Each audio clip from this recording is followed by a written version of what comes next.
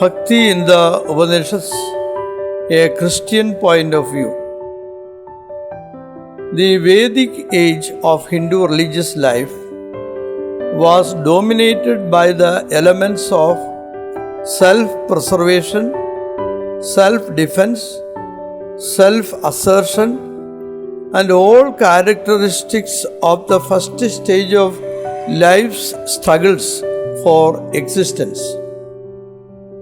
Naturally, they were attached to the god or gods that stood by them in their dangers and difficulties. They expressed this attachment through the endless ritual sacrifices. But this complicated liturgy lost its hold on the reflexive minds of the Upanishadic sages. Their cravings were for the one and ultimate origin and cause with metaphysical introspection and reason. The quest for the absolute was not purely metaphysical. It was through and through religious. The problem of religion was impending in the minds of the sages from the beginning. This is clear from the earliest text. From the unreal, lead me to the real.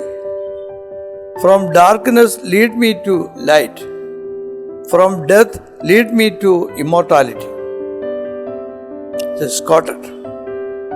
It is in the Katha Upanishad that the figure of a personal God emerges. The personal God is the Lord of the universe. The name Purusha is more frequently used for the immanent, transcendent divine being. All personal qualities and ethical perfections are attributed to him. He is identified with Ish or Ishana, the Supreme Lord. Higher than the unmanifest is the person or Purusha, all-pervading and without any mark, Alinga. On knowing him, a man is liberated and goes to immortality. His form or rupa is not apparent to sight. No one sees him with his eye. By heart and mind and soul alone is he grasped, and those who know this become immortal. Katha Upanishad 6-8-9. God is immanent in the human soul, and so God and self are one. As God, he is creator and dispenser of grace.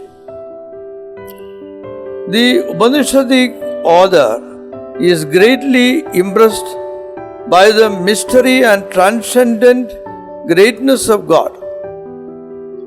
Being a spirit, God is everywhere.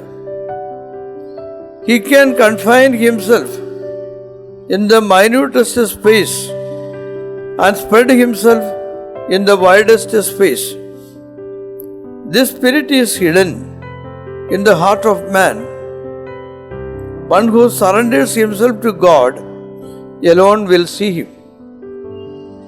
It is in the Svedasvatara Upanishad, which is one of a later origin, that the word Bhakti appears for the first time.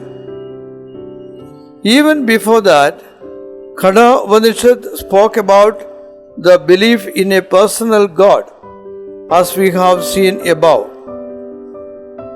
Meditation is the common means adopted by the Upanishads.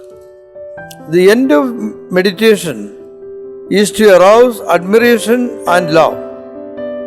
There is mediation of the sun, moon, food and vital breath, all considered as Brahman. Brahad Aranyaka Upanishad speaks that the inner soul of man is dearer than a son, wealth, and everything else in the world. And this inner soul is the way to the divine. The divine is always beyond man's reach. By his own strength, learning, knowledge, and wisdom, one cannot attain him. If only God reveals himself, can man follow the secrets of God.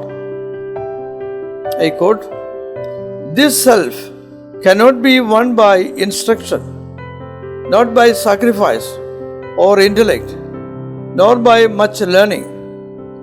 By him alone can he be won, whom he elects to him. This self reveals his own true form." Kathopanishad 2:23. Svetesvatara Upanishad stresses very much on the efficacy of austere life. In fact, it is by austerity and the grace of God, Deva Prasada, that one is prone to devout life.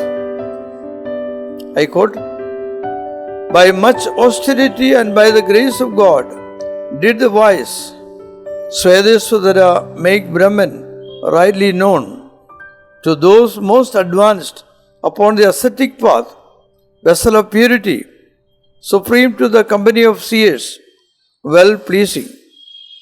6:21. But only with the highest love for God one may possess Him. To Him only the entire teaching will be manifested. I quote, "The great souled man who has loyal and great love, bhakti, for his God, who loves his spiritual master even as his God, the matter of this discourse will shine with clearest light. With clearest light will shine." 6:23. We see thus in the Upanishads the concept of bhakti evolves. Bhakti to a personal God is of a later origin and is clearly seen in the Svetesvatara Upanishad. The concept of bhakti further evolved in the Indian epics. Thank you.